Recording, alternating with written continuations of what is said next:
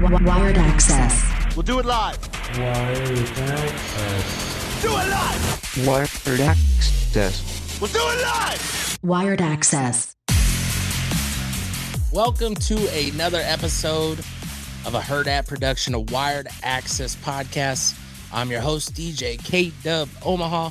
To my left, I have, let me say this again, a 16-year-old who plays, or 17. Man, I forgot. You're 17. You said the same age as my son, but that doesn't matter. 17-year-old kid who travels for hockey, and he plays for the Junior Canes Association. Then we have his dad to his left, John Rich. This is Alex Rich. Welcome, guys, to the show. Obviously, my biggest thing that I always like to see is, one, you're playing a sport that not many can succeed at or even play at a high level from this area. Yeah. Two, there's a story of where it all began. There's a story to where we're at right now. And of course, you already know what you want to do in the future. And those kind of things don't all match up, but it's weird how the roller coaster goes and people take it. So if you could think back to your sporting time, what do you first sport you remember playing back in the day?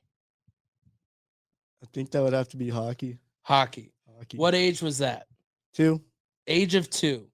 So when you think back of your hockey and you think back of that, what other sports did you play as you started growing up? Do you remember when you started adding a few? Maybe when I was 4 or 5. There was 1 year, 2 years of baseball. There was Tennis, a basketball. little bit of tennis, basketball, a little bit of a brief snippet of soccer in the beginning. And there was some soccer We got back into soccer last couple of years, but Okay, so then if we look at that real quick and we talk about just even the hockey at a very young age, Jonathan, what were you thinking about getting him into hockey at a very young age? And where did that start in your mind? Was it something you played, something you grew up with? So it wasn't something that I ever played. I always wanted to. I've been a fan of hockey probably since the Miracle on Ice game. That was my first memory of hockey. We were original season ticket holders for the UNO Mavericks. And right before they were born, we had won an auction event, go down to the CenturyLink Center and have lunch with the team. Mike Kemp give us a tour of the facility. Got done with that. We're sitting on the bench, and I asked Coach Kemp, if I wanted my kids to play hockey, when would that start? And I assumed I would get 5, 6. And the answer he gave me was as soon as they can walk. So we didn't quite do it then because they were like 6 months old. But about a week after they turned 2 is the first time they hit the ice. Now, if you're listening, you're wondering why I say them. There is another twin brother. He's just not as open as Alex, and that's okay.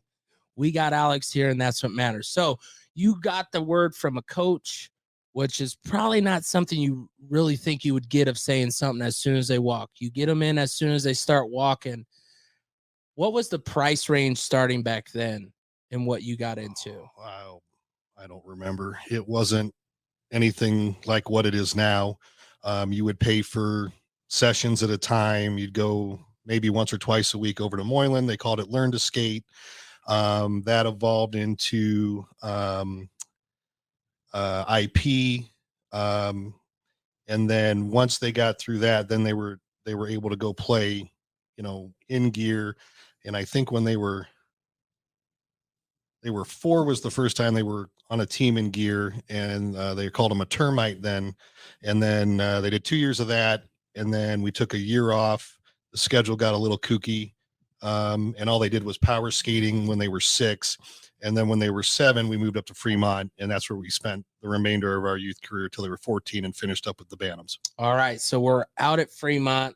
We're learning the game. We're moving at 7, age of 7. So I want you guys all to know, when you talk about soccer, when you talk about basketball, when you talk about football, a lot of those organizations don't start till 5, 6, sometimes 8, 9, depending on what it is.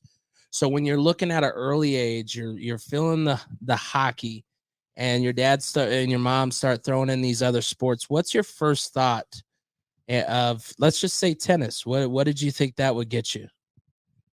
I don't know. It was like, I was still really young then, so you're not really thinking about the future, I guess. But okay. Did you kind of feel different, or like because I only wonder when people skate good, the ice feels like their home. You know what I mean? Like it feels like common ground. Compared to me, I'm out there like, waddling and trying to just get along. But I mean, you've been skating since the age of 2, and ice is what you know. And then you go on to a common ground sport. Does that ever make you think differently? No, not really. I mean, you mentioned tennis, but I mean, like with soccer, I know a lot more about soccer. Um, I can just go out there and have fun, You're not really thinking about how the ground feels. You just go out there, do your thing, have a good time. Okay. And so soccer obviously is a love that you have because obviously you also continue to go back when you can and support it. What is some similarities that you love between soccer and hockey? And what are some things that you really liked hockey over soccer and stuck with hockey? So some of the similarities probably it's gonna sound weird, but how they play, like you're looking at soccer, just how they move the ball around, how they're passing to each other, a lot of that building up the play can it resembles hockey. They're obviously not the same, but they're super similar. No, but you're talking a good insight of soccer. Because when people that normally think of soccer, they're just like, they're just kicking a ball. Yeah. But if you're a guy who thinks of offense and you're a guy who thinks of defense, there's a rhyme and a reason to the passes that you make. So that totally makes a lot of sense, and Yeah. it's a good comparison. So what's some of the things that you were like, this is why I stick to hockey over soccer? The physicalities, I guess, could be one part of it. All right, so how many red cards? We got to ask, right? So, For soccer. I never really played a high enough level of soccer. Okay. Like once we got into it, they weren't really giving out red cards because still playing the rec level. So a lot of yellows, warnings. I got one time I got a yellow for dissent. What is that? Not being nice to a ref. Oh, okay. That stuff happens, right? Yeah, But you can say different stuff in hockey than you can in soccer. Okay, I didn't know that. That's good to know. Whether it's to yourself or to the ref. You can still. Yeah, at a soccer, the refs don't want you to say a word to them or even touch them or anything. So when you look at some of those comparisons, obviously you like the physicality of hockey. Is it, when I say this about football, not everybody's built for football, like because of the physicality and because of stuff like that. Growing up through the hockey that you've seen, is there some people that skate scared or aren't as physical, or do everybody kind of match what you bring to the table?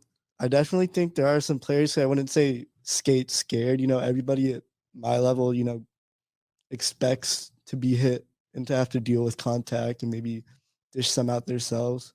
But there are players who, won't be as willing to dish out that contact as some others may be. And what do you see do you see a difference in that aspect in the sport? You definitely. When they could start hitting and checking and ban them, you could tell the ones that weren't afraid of contact and which ones that were. And like he said, they're playing at a level now where everybody hits, and it's a physical game. Even at the junior level that they're playing, you've seen some of the hits I've shown you, not just that he's done or his brother, but just other kids in general where, they're hitting, and there's a clean way and there's a dirty way. And if that's why they have rules. And if it's dirty, you're going to get, 2, 5 or toss. Yeah. And, but there's definitely kids that grow up playing, and then once they realize that they can get hit, maybe they don't want to do that. Yeah. And so when we're coming up, obviously we're at Fremont. What kind of level of hockey is Fremont hockey? So, because I don't know the tiers, I don't know the levels. I'm trying to understand. Obviously, I know when you play for a team that has USPHL in front of it, I mean, you're using the word premier, you're using the word United States, you're using all those big words. What is it here locally? So here locally, in the state of Nebraska, there's You talking about youth? Yeah. Yeah. Kearney, So- Lincoln, Omaha, and Fremont. So those 4 organizations, for the most part, play at the A or B level. Omaha and Fremont have AA teams, which is a little bit higher. Those teams can go to nationals, where some of the A level teams, B level teams aren't going to go to nationals. And then there's the Omaha Mastery Program, which is AAA. It's tier 1. That's the top level of youth hockey you can play in the United States. But Fremont, when we played there, we actually started out the rec level, but as we got older, the organization started adding more higher level teams. We actually were part of the South Dakota league system for 2 years. So does that involve a lot of traveling? Because That year did. thinking of around here, There's a number of trips to South Dakota. okay, I was gonna say it just doesn't feel. I don't feel the hockey. I have went to the high school hockey that is around here.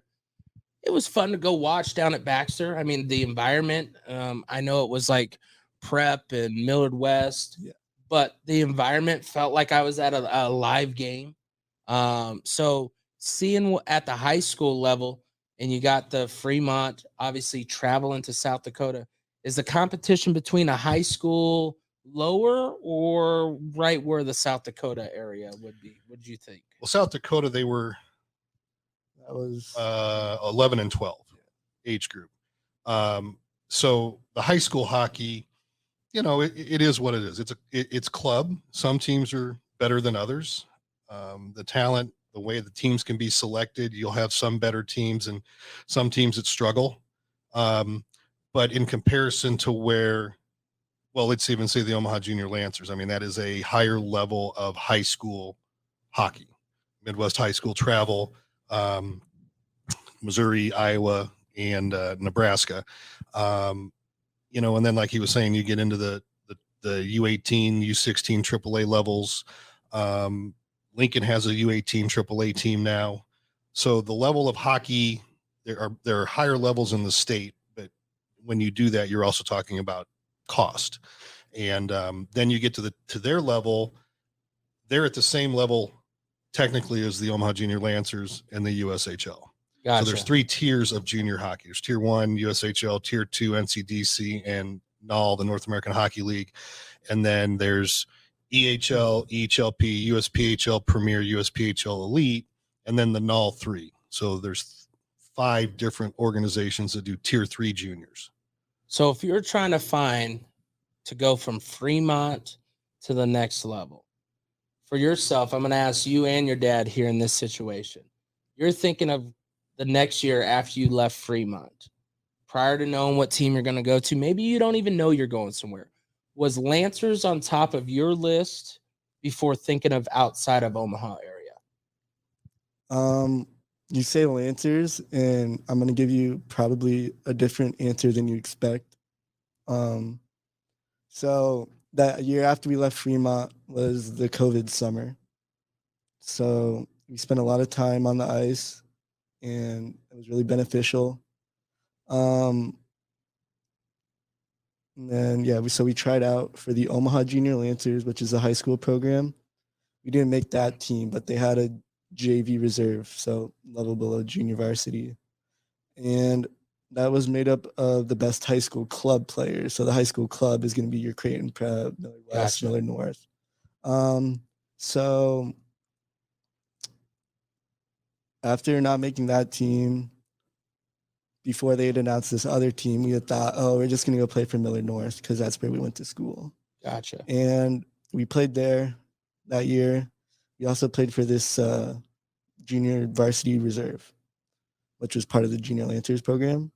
So now, did you, as a father on that part, I'm only asking because from what he's explaining, it was like a team that they added more than it was, or more than they had. Yeah, it wasn't a planned team. There were a variety of reasons that the organization, Omaha Hockey Club, decided to do that. Well, and it was the COVID year, so I could only imagine. You don't want to lose anybody in that. That was part of it. They wanted to keep those kids in Omaha and not go to some of the other Midwest high school teams Gotcha. in the area. It worked out great. We thought it was great. They play with, like you said, it was probably not all the best kids, but the best kids of the makeup of the high school team. They had a very successful season. Played the Omaha Junior Lancers in October in a championship game here, lost 4-3 after being Nice. beat like 11-1 in that morning. They finished, That's a big difference. Finished second in a championship game in Kenosha, Wisconsin in December. Finished second in all four St. Louis tournaments. Something like that. And then at the end of the season, we had a tournament in Omaha, which they ended up winning. And that was a great way to kind of cap off that year. It was a lot of fun. Everybody got along great. We all had fun with the parents. The travel was fun, even though we were dealing with COVID stuff. To me, it sounds like you guys were the underdog that some people kind of, we'll put a team together. We'll see what happens. It obviously sparked something. You can go further into what you were getting into when it came to the Lancers or. So, yeah, we obviously spent time splitting time between both our club high school team and that junior Lancers team. And like you said, that was a great year. Me and Zach both developed a lot. And a couple coaches out in New Hampshire reached out to us, and we went with a program there. And so before you even get there, you're part of a program, you're building something. As you know, some people might see, okay, we're the JV, but we're actually building more than they thought. We're a team that can win. But was it a little bit because you weren't chosen for that top team that other opportunities become a little brighter in your eye? I only say it because you're not looking somewhere close. It isn't like you're just going next door or down south or north. I mean, you're looking at a far distance. Yeah. What made you think of something like a New Hampshire? Dad, is there something that brought it in on you, or? We signed up for a service similar to like a huddle. Okay. And one of the things that they would do is take game film and turn it into highlight videos. Nice. And so I got 12 games through the month of January, sent that in, they edit it out, they point out the player, they show the plays, and then they post it onto their profiles, just like you would with Huddle. And that was where shortly after the season, as we were beginning summer season, coaches had started to reach out. It was never part of the plan. It was not anything that my wife or the boys had planned. The plan was make Omaha Junior Lancers, try and play there for 4 years. Okay, well, then we'll try and play there for 3 years, and then go play some level of college, whatever that is. If it's D1, fabulous. If it's D3 or Division I ACHA, which is club, fabulous. Or even D2. I mean, they were out in North Carolina. North Carolina played North Carolina State in the football stadium right after the Capitals and the Hurricanes, and there were 27,000 people there to watch a. See, to me, that outside at the stadium, those are the ones that totally get. That we actually had another experience, not only watching that college game, but we actually got the opportunity to play in an outdoor game this year. See, that to me, man, we're going to get to that. Yeah. So you moved to New Hampshire, and is this for the Wolves, I believe, right? New England Wolves. Yes. So if you think of where you were and you think of where the Wolves are, what would be the difference or a comparison that someone might be able to think as far as the playing style or the challenge that comes at hand? So we were playing high school club, which, nationally isn't necessarily sending lots of players to college. I mean, some of the better players might go, but a lot of kids are just going to college to go to school. Meanwhile, the level that we went to at the Wolves, that's where you start getting into like, not only where players are going to play for club teams, players are getting talked to by top club teams and Division I programs, Division III. So, and you as a father and your wife, how are you guys going through this emotion of, I mean, they're not going to be home.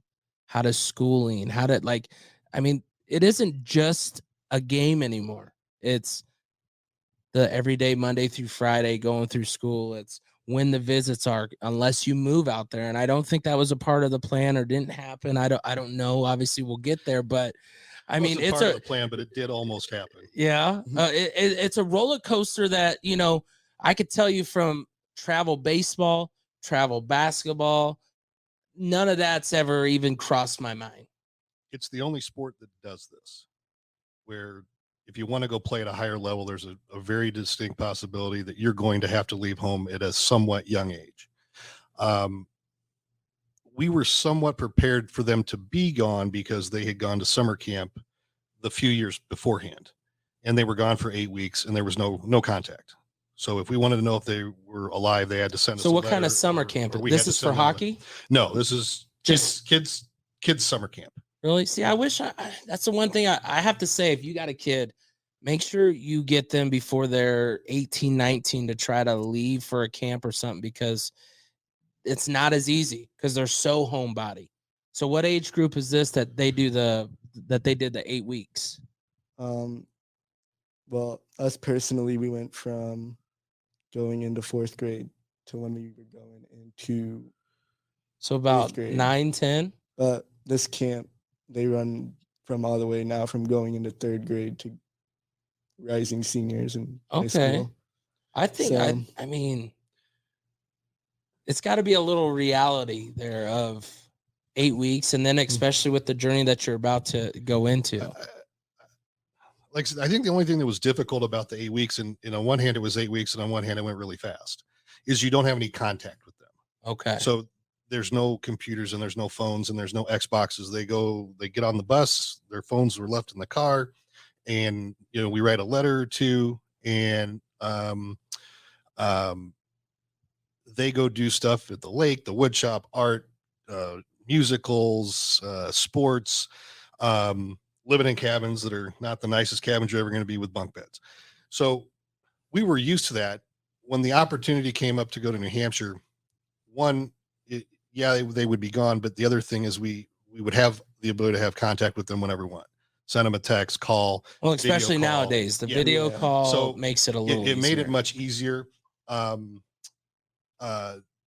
We also looked at where we were at. Where would we be? Would they make the junior Lancers? We just felt the opportunity from the hockey perspective was one we couldn't pass up. And I spoke with a couple of fathers whose kids were going to be there. One had been there the year before. One was going there this year. They were both really into the world of hockey from the professional level down. So their insight, we just felt that it was the right thing to do. And if they wanted to do it, we would support it. So being a father, just real quick on the insight, how do you gain the trust? What do you really feel on something like that? The only reason, I mean, everybody's trying to get the one up. I'll say it like this. It's no different than college recruiting. When Matt Rules walk into a house, or, Bob Stoops or Nick Saban, you have to convince that family that you're going to develop, that they're going to develop your child, that they're going to take care of your child and do all the things that they tell you they're going to do. And I also think, like I said, the two other dads that I had talked to and where they were in the world of hockey helped a lot. Needless to say, some of the things didn't work out as we expected last year. And we had made the decision, even though they had offered them to stay, that we were going to move on to another organization. So you go to New Hampshire. You're how old at that time? I was 15 when I went up there. So 15, 16. 15, 16. What was your first thought of leaving home, going all the way to New Hampshire and not playing amongst your friends, your teammates, your brothers? Now, obviously, you have your brother. Yeah. That probably helps a little. But growing up and you're so used to playing with everybody here, did you know that this is what you had to do if you want to get to the next level? Yeah. It's kind of just like, it's almost like walking into a new job. You don't know what you're going to expect, but I guess in the end, everything ends up all right. It was definitely a lot different. And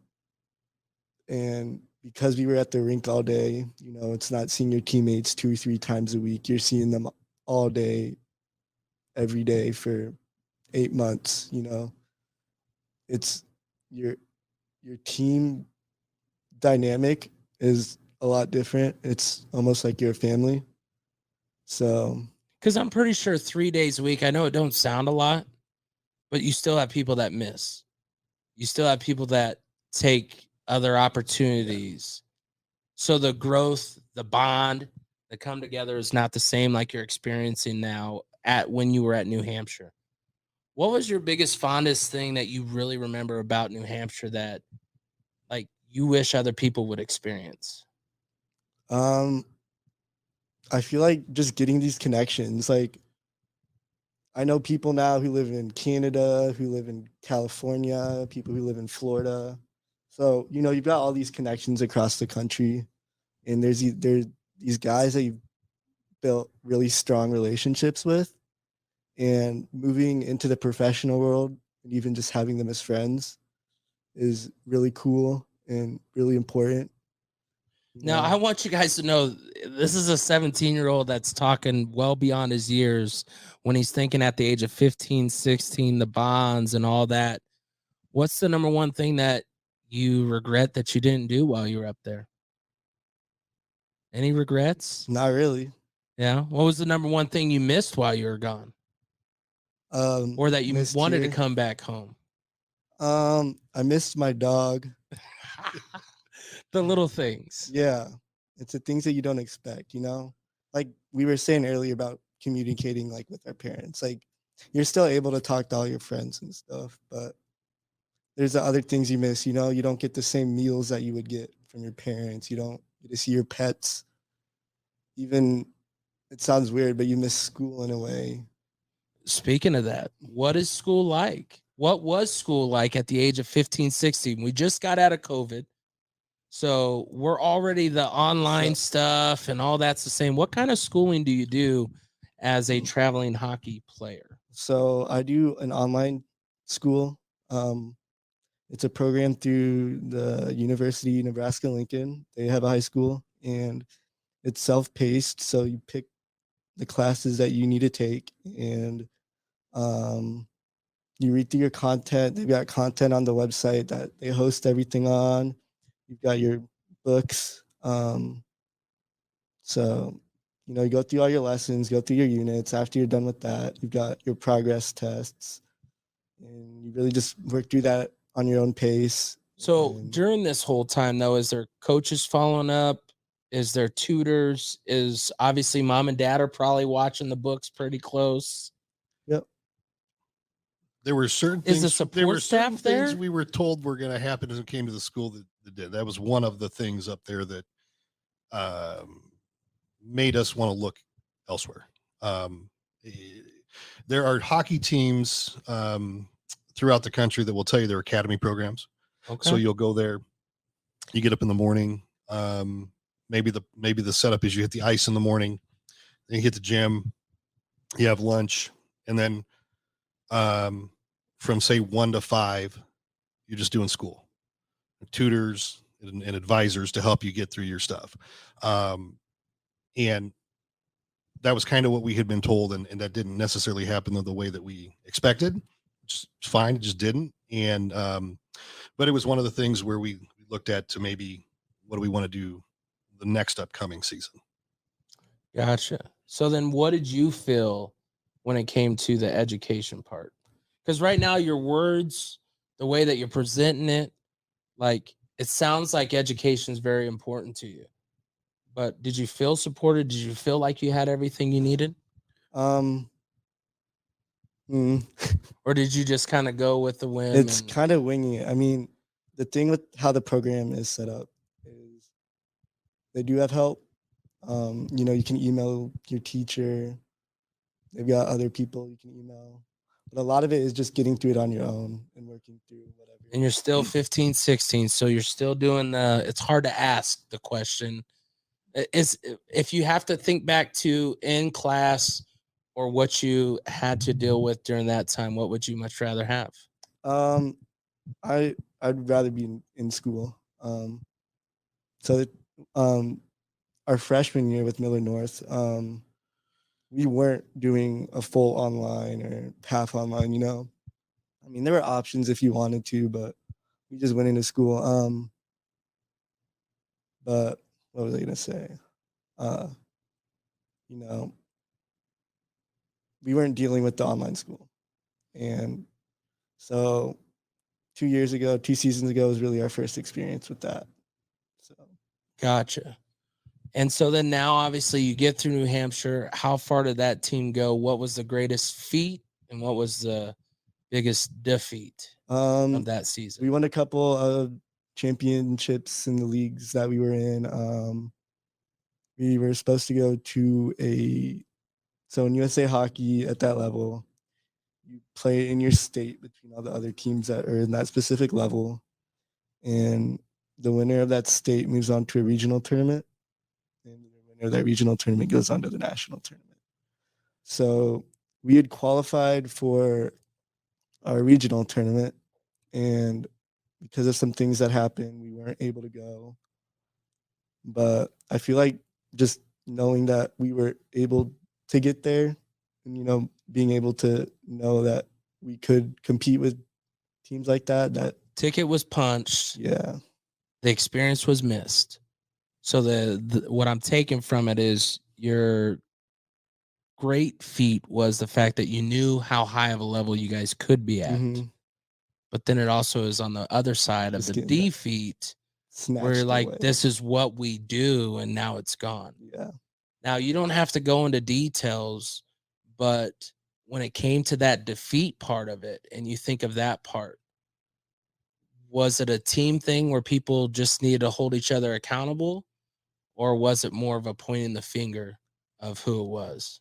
It was definitely a point the finger on who it was. And it sucks to have something like that taken away from you when it's not your fault, especially when as a team it's not your fault.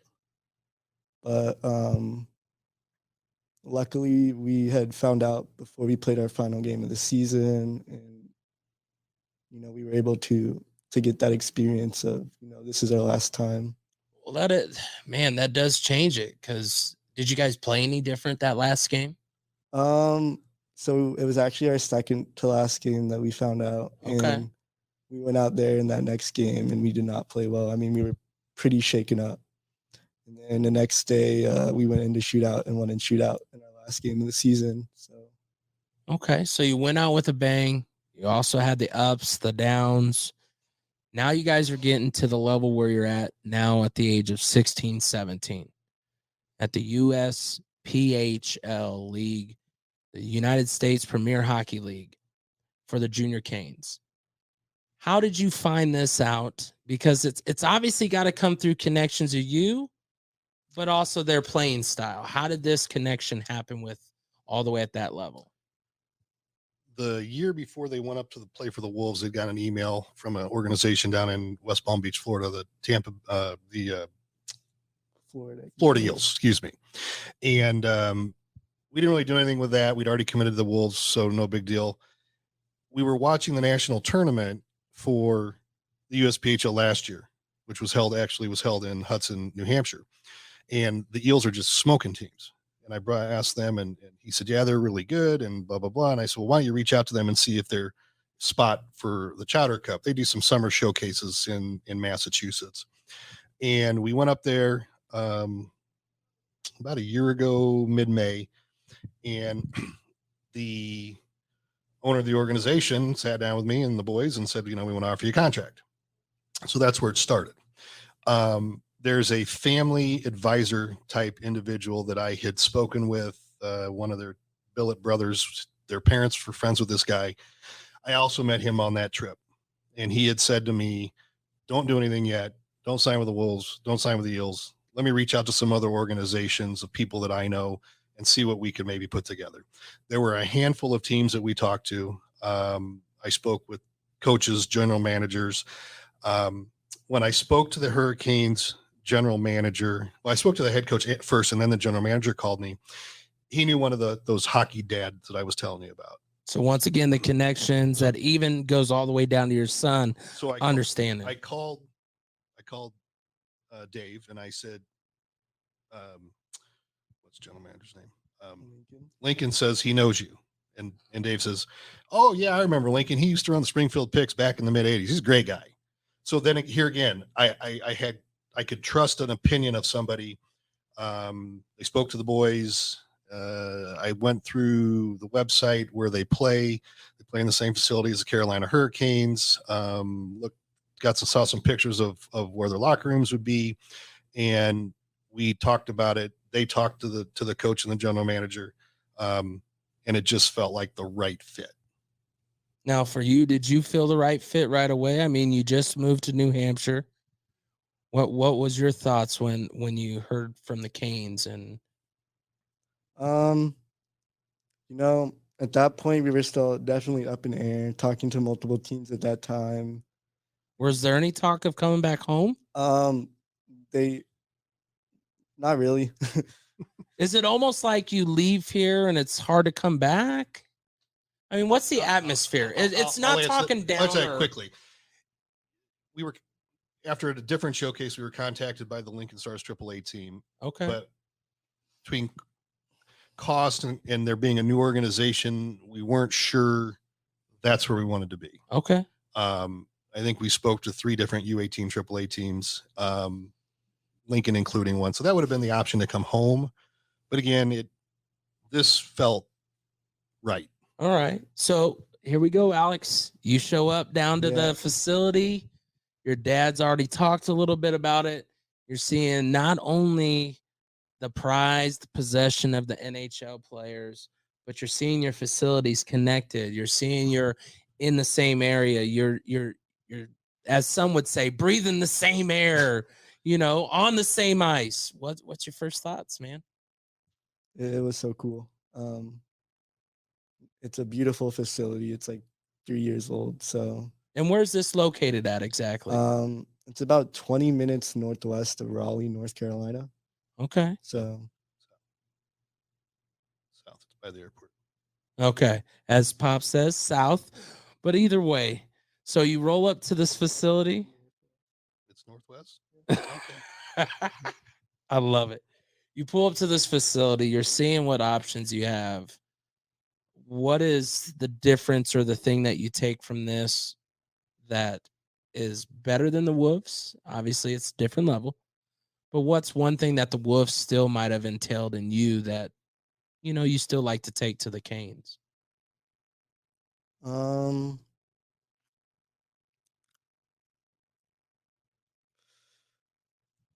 Did you have more support there? What made it feel at home?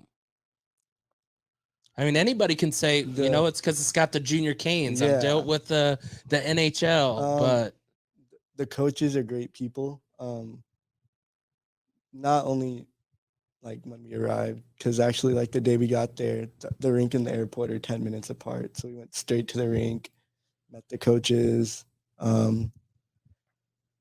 introduced us, walked around the facility. So, from day one, there was there's that connection, and being able to build that with the staff over the year was. So it wasn't just someone at the front door just greeting you. It was coaches. It was getting to feel in touch and talk to them as far as to find out what you're really dealing with and what you're seeing. Now, is there anything that you learned while playing with the Wolves that you did take and still use to the day while you were playing with the Canes? The reason I say that is because no matter what happens, the bad, good, the difference, there's always something good that came out of it. Yeah. What would that good be for you? So with living away from home, in a way you're developing like professional skills. So to survive in this environment, you have to act like a professional athlete. I mean, you get into the higher levels and this same level, this U20 level in Canada, the guys are getting paid. So, I mean, you really have to act like a professional athlete. And that's really good, strong words, because some people just think you just get paid and you can act however you want, but you're not even being paid, and you know that you have to take the agenda to be a professional, to act like you are getting paid. Yeah. Even though mom and dad are here paying for you to enjoy this investment. So you get there for the junior canes. Unfortunately, you did have a concussion, Yeah. which takes you out, but that doesn't take you away. Absolutely. What was the support that you had from the team? Because the reason I ask this is some of the biggest things that people struggle with is the mental and just the mental aspect of not being able to do everything you love to do. What was that like, and how did you control that? So there's two main things that we said down in Carolina. One of them was one family, one goal. The other one was together, everybody achieves more. And having that family,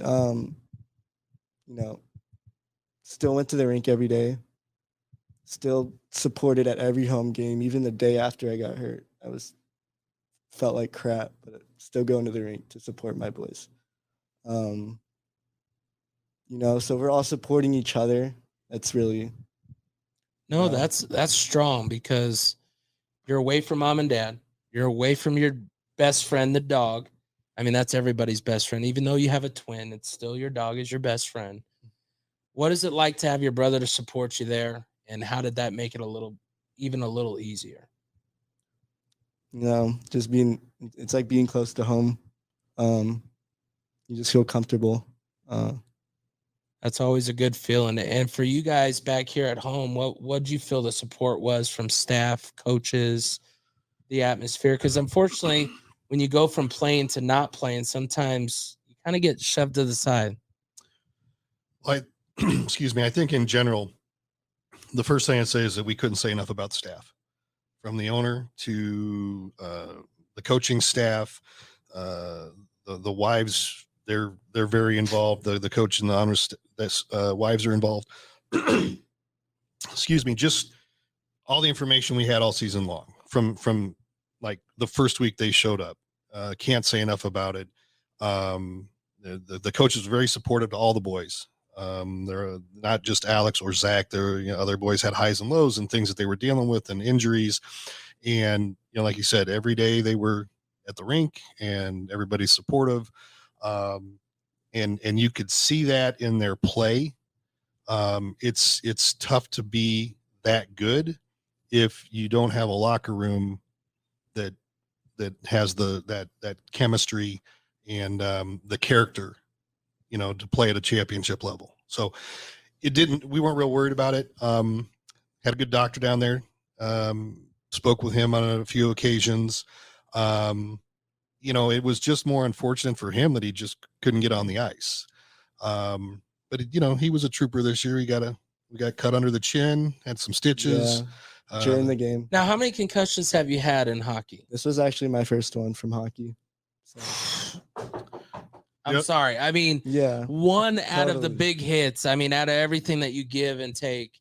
My son's been in the same thing, but his was not from sports. And I mean, he's been playing tackle football since the age of 6. So to be able to get through all that, when did you get back on the ice? Was it before the end of the season, right? Yeah. I got back on the ice in December.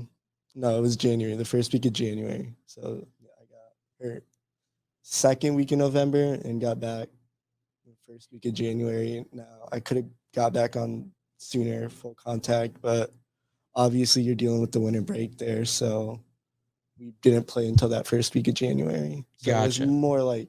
So when you came back for winter break, was it getting on? Did you skate and get a lot of your? I think I skated like 6 or 7 times in the 2 weeks we were home. And what connections do you have to have here to, or do you just go to an open rink? Do you just go to like when anybody can skate? I mean, we're pretty fortunate in our situation. The city of Omaha has like 4 or 5 rinks, and that have stick and puck, free skate, whatever. So they just have different times that you're able to kind of do different things. Yeah. Okay. I've only been there a couple times, and that's to fall on my butt, but that's it. You know what I mean? I don't know schedules. Now, when you talk about hockey and you talk about getting back on the ice for the Canes, through this whole growing process, what's a position that you love to play, and what's a position you wish you were better at to play? I really enjoy playing defense. You have to be really physical to play at our level. You know, it's a lot of hitting, and I enjoy that. But I used to play winger when I was really young, and I'm hoping to get a little better at that, you know, maybe so I can be used on, I guess, both sides of the puck. Okay. And Dad, what would you say? I wanted to say one other You're thing. okay. You asked about support. When you send your children away to do this, the big thing that you have to have is a great billet family. So the family that they live with, they did a great job of helping let us know what was going on. They had a great family that they live with. There were 3 on their team, our 2 and another, and then there was one that played on the Premier. But you know, anytime they thought there was any level of issue, whether it's concussion or whether it was something else, they always made sure that we knew about it and that they were going to be there to help take care. And I think that's about as important as anything, is having a great billet family. And they had great billet people once we got that straightened out in New Hampshire as well. Two great ladies that took care of them last year. As far as what they play, that's between them and their coaches. Do you like to see either or do you feel like they're better at one? And I mean, every dad has that where you're like, my son really should be here. Maybe I have to include my wife with this. I think mom and dad both think that he should be playing defense and that Zachary should be playing forward. He'd been center for a number of years. I decided this year he didn't want to be a center, so he's playing wing. I gotcha. So we get back on the ice, and Dan, obviously, he agrees with your defensive side. You get back on the ice, your team goes the distance. Before you even get to the distance of the championship game, what kind of experience did it feel to get back into the routine of things? And what was your biggest struggle? I think the biggest struggle was gaining back my conditioning. Obviously, I wouldn't say I was sitting around for 3 months. You know, I was still trying to do whatever I could. But for the most part, sitting around for 3 months, you're going to lose your conditioning. Concussions are real. I mean, it's a struggle mentally to where you're like, I want to go. Yep. I know how to go. But sometimes, whether it's a headache, whether it's anything, and you can't take that stuff for granted. You mentioned that too. You know, the first couple of weeks after you get back out on the ice too, you're really conscious about your head. You know, it's not something you really notice when you're just normally playing, when you've not been concussed. But, you know, I got back on the ice and, you know, I used to be able to take, you know, maybe a puck, some reason hit my head or a stick or whatever, you know, where I definitely was thinking like being scared almost of something hitting my head again, even if it's just like a puck or a stick with my helmet on. And what was any worries back home? Or were you just, and I know as a father and having my wife, it's not always the same. And this is his first one. So as a dad, I'm going, okay, well, he's in the proper hands. They're making sure he's medically right. As a mom, sometimes, I mean, I know my wife hated football for the longest, didn't want me to do it, thinking concussion. But when they prove it against where they do the right things and they don't have them consistently. Once we spoke with the doctor, all of us, and he felt the testing had gone well and then he was back on the ice, you watch and see if and how they take a hit. And then if they're fine, they're fine. And then, you know, by 2 or 3 weeks after they're back on the ice, you don't even really think about it. I mean, any kid at any time playing hockey, there's a chance you could get a hit that's going to cause a concussion. For sure. They could be outright, you know, contacts to the head, or they could be, as a friend of theirs had here in town, had a freak kind of knee to the side of the head. He was out 8 months. So, you know, at any point it can happen. So I don't think that we were real worried. He seemed to be fine. And, you know, as a whole, there's not lots of head contact in hockey because it's illegal. Yeah. Well, that's always good, especially as you get to higher levels. That stuff is probably a little more watched than at lowers, or maybe I'm wrong on that. It's pretty pretty not legal at all levels. Okay.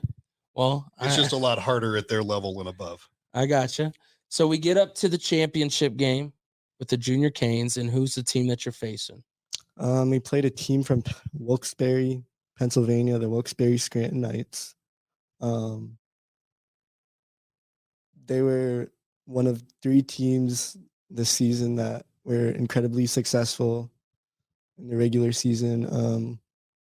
The 3 of us all had 75 points or above in 44 games this season. So that's 2 for a win. 44 games, man. 1 for because isn't overtime hockey loss. NHL 82? 82. Yeah. So you guys are almost at that level. You guys are creeping up on that level. Yeah. So you get up to the championship game. What's your first thoughts coming back? Well,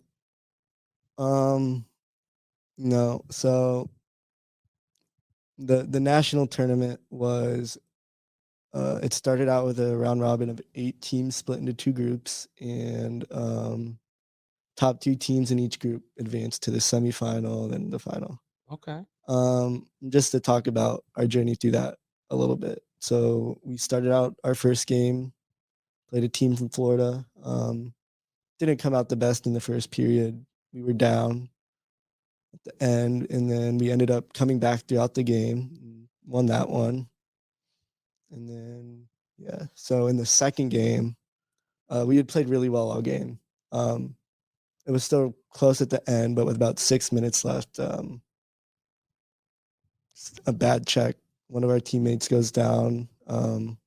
His helmet had come down, hit him right here, and he got knocked out for, I don't know, he was probably down for like 10 or 15 minutes. So he ended up having to be stretchered off the ice. We were able to come out with the victory in that game. So the regrouping, Yeah. who leads that?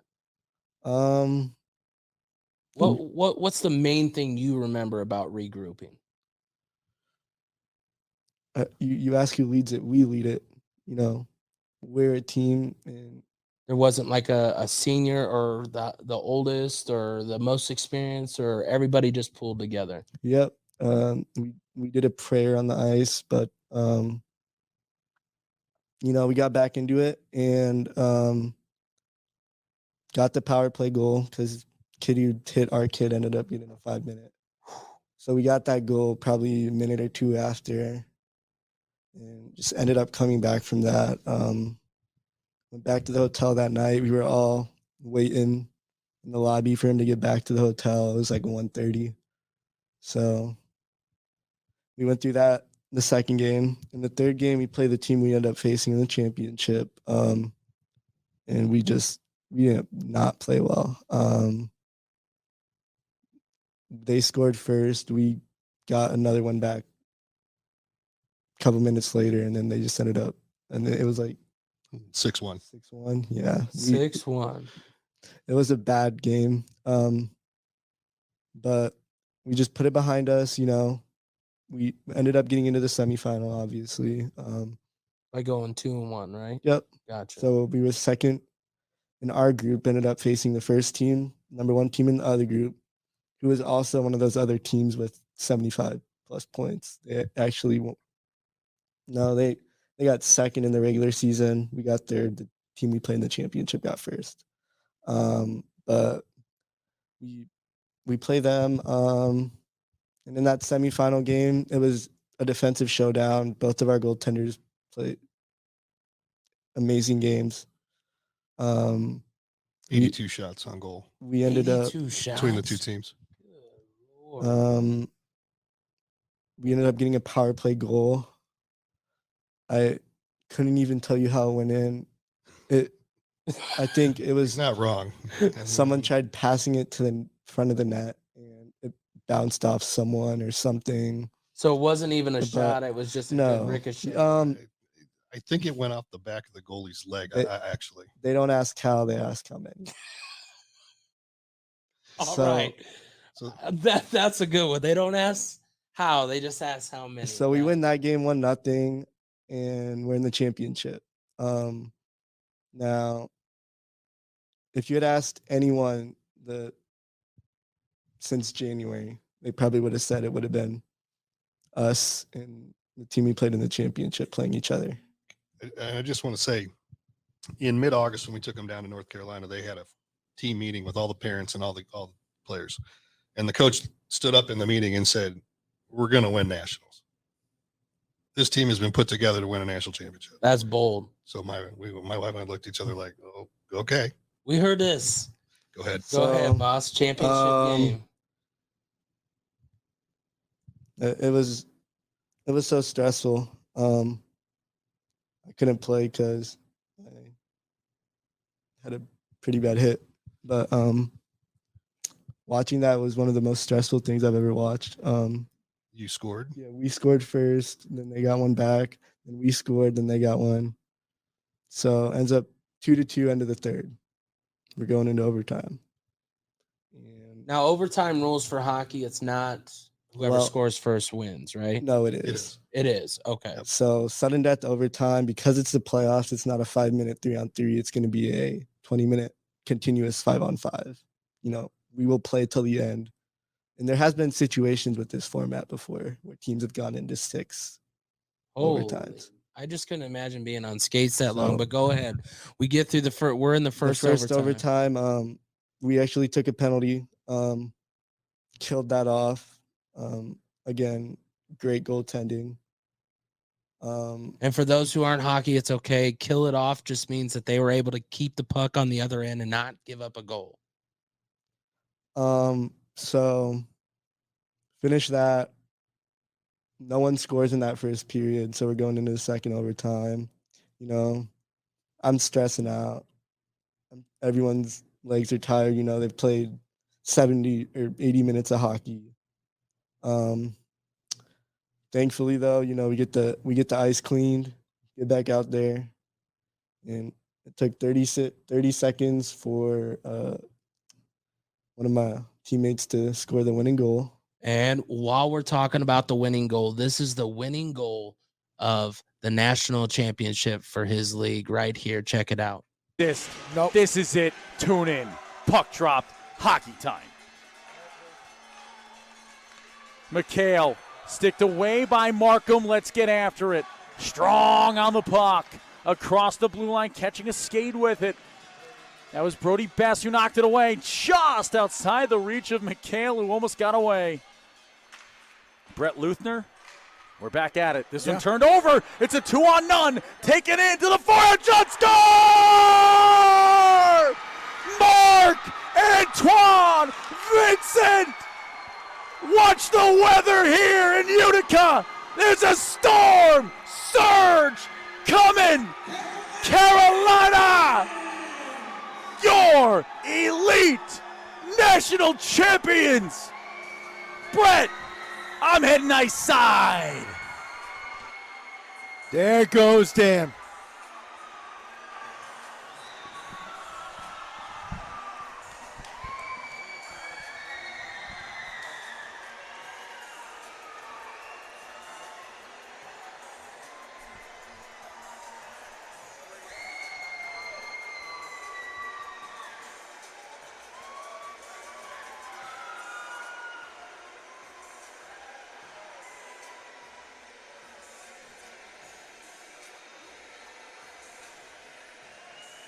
At some point, there's not words to say other than congratulations.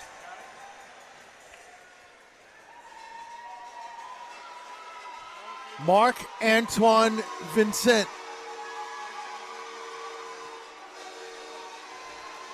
"29 seconds into overtime.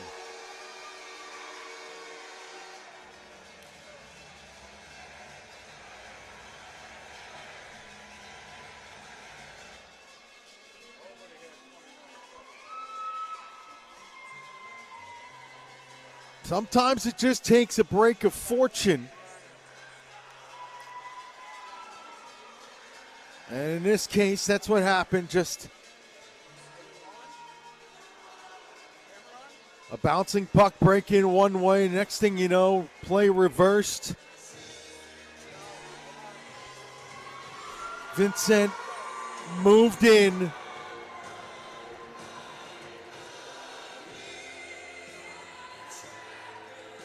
And it only took 29 seconds of overtime for the Carolina Junior Hurricanes to win the USPHL Elite National Championship. And the celebration.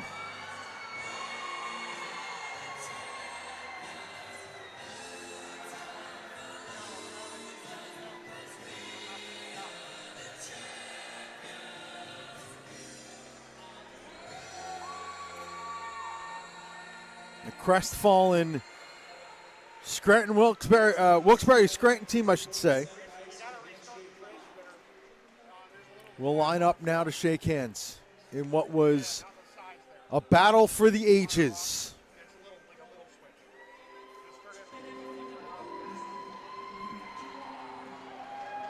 All right, so we come back, winning goal. Everybody sees it. It's live. How's that feeling?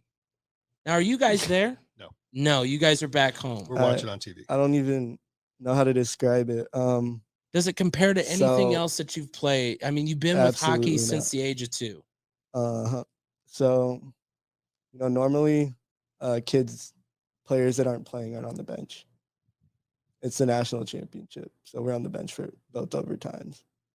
As a whole team, we're all together. We all see that goal go in, and we're just like, I'm just thinking like, wow, we did it. We all jump out onto the ice. Well, I couldn't imagine the Kyle. emotions, the everything, and for you not being able to play part of the season, the end of the season by, like you said, the hit that you did or you took or whatever. It's just the fact that you still knew that you were a part of that special something. Yeah. And now you bring it home. Is it going back there next year? What's kind of the game plan? We want another shot at it, we're bringing back a good amount of guys. We're going to add to our roster, just hopefully rebuild to smack everyone again next year. So for those who've watched, we have a kid that played in Fremont, played locally, went all the way to New Hampshire, lived something new, went down to Carolina, lived an experience that whether you consider it close to the World Cup, I mean, it's got to have similar actions, similar feelings. Obviously, you're not kissing a cup, or maybe you are. There's a cup. There's a cup? Yeah. Yeah. Then they get to kiss the cup. You go through that. What is your biggest goal this year? And besides, and this is your goal, not your team. Obviously, as a team, it's to win it all again. But what's your personal goal to finish? To one, make it known that your parents have put you on the right path. And two, to spring you forward to your future. I think a good goal for me would maybe increase my offensive output. Pretty good defensively, but I could probably work on that part of my game. Be a whole all-around player. Yeah. Okay. Now, beyond hockey, this is going to be short and sweet, but I want to get you out on this. Yeah. What's your final goal for hockey? And what's your hopes after hockey? To playing hockey, I hope to be able to get an opportunity to play for a college club, whether that's going to be NCAA Division III or a club team, but I want to be able to attend a school that has an aviation program because I would like to be a pilot when I grow up. And, you can use hockey to get into schools that, maybe you don't have the opportunity to get into if, you're not doing that extra bit. Well, once again, I like just some of the stuff that this 17-year-old is saying. Like, obviously, he's got role models ahead of him, whether sometimes you feel like you're not doing right. You can't have a kid move away, play a sport at the all-time high. Obviously, would he love to be in the NHL? Who wouldn't? but he also knows that there's other opportunities besides sport. And like those things are priceless, man. I want to tell you, I appreciate you guys coming on the show. I appreciate just the fact of a sport that not many are aware of around here. Yeah. I mean, it hurts that we don't have a sanctioned high school level. Definitely. And not saying that that's obviously the Canes level or anything, but just giving those kids the opportunity. So Yeah. once again, man, I appreciate you coming on, and I hope you know that you're an inspiration to more than you know, just by the actions that you speak at a higher level than a 17-year-old in this day and age. Because it's real easy to get caught up into social media. How many likes do I have? It's all about the show when you know that you still got school. You're still trying to do something beyond hockey. Like those are the little things that you should cherish and take on. So once again, I appreciate everybody listening to Heard At Production, Wired Access Podcast. Once again, we have the Junior Canes defensive man, even though he wants to play offensive this year as well. Mr. Alex Rich, his brother, he does have a twin brother. I promise you, he's just as good as him. But, you know, each to their own. And then we have the father that's leading the way, of course, with Mama Bear at home. Jonathan Rich, I appreciate you guys coming on Heard At Production. I'm DJ K-Dub Omaha. We'll catch you next episode.